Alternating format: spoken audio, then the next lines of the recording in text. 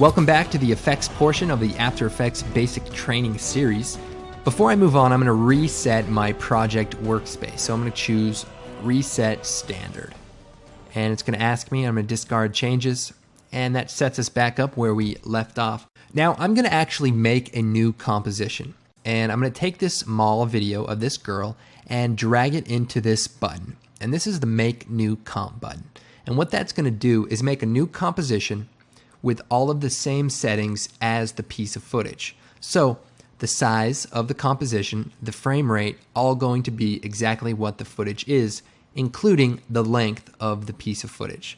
So that's helpful if you're working on shots and you want to quickly make a brand new comp. You don't even have to go to the new comp dialog. So in this composition, we're going to start playing around with effects and effects controls and see how After Effects handles adding filters.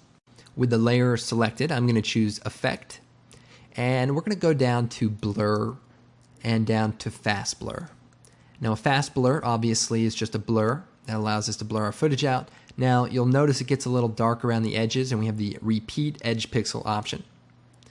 And you'll see this Effects Control panel popped up when I added the effect. Well, if you hit F3, that toggles that up or down. Now we can also add additional effects. So Effect, Color Correction, say Curves, and this allows us to adjust the brightness and contrast.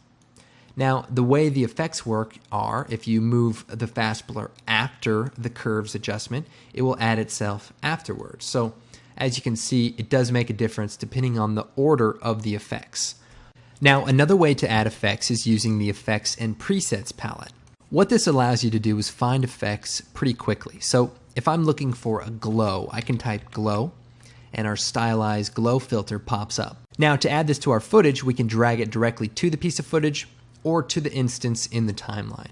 And what that will do is add it into the stack of effects. Now we can adjust the glow as needed.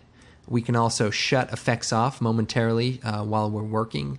And of course there's unlimited options for any one effect that we can change.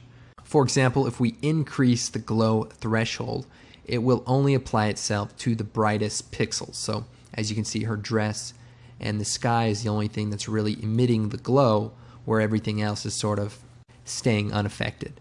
We can also delete effects by selecting them and hitting delete. We can also select effects and choose Edit Duplicate for multiple copies. Or if we're experimenting, we can duplicate it, shut one off, and play with it. And if we don't like it, delete it, and then just turn the other one back on.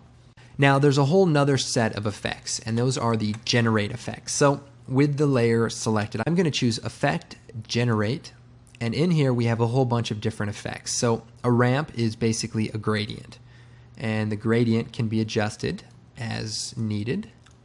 You can click on the color palette to change the color, and even change the type of gradient to a radial ramp.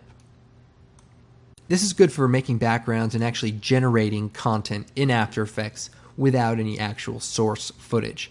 Now there's other effects such as Generate Lens Flare, and the lens flare, as you probably know, is sort of the light blowing out the lens effect. And there's a whole bunch of other effects that you can use inside of your project. Now let me quickly show you a few common ones. First, color correction, hue and saturation. This is a really good filter for colorizing your footage. So if I click on the colorize checkbox, everything now has a tint color of this sort of reddish brown.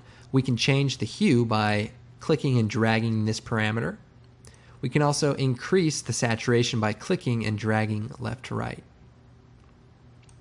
Now, say we want to go for a sepia look. Well, we can go to sort of an orangish yellow and bring the saturation down just a bit, and there we have it.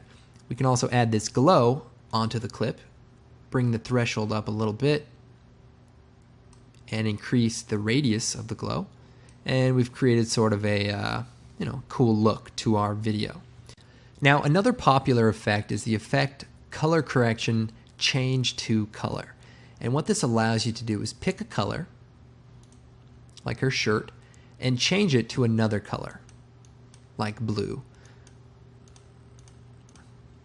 So pretty powerful effect with a few options in the tolerance range to really refine how your selection is made. Now, of course, all of these effects are keyframeable or animatable. So we can add a blur that starts out at 0 and goes up to 50, or a brightness that starts really bright and comes back down. And that's what we're going to cover in the next segment on animation.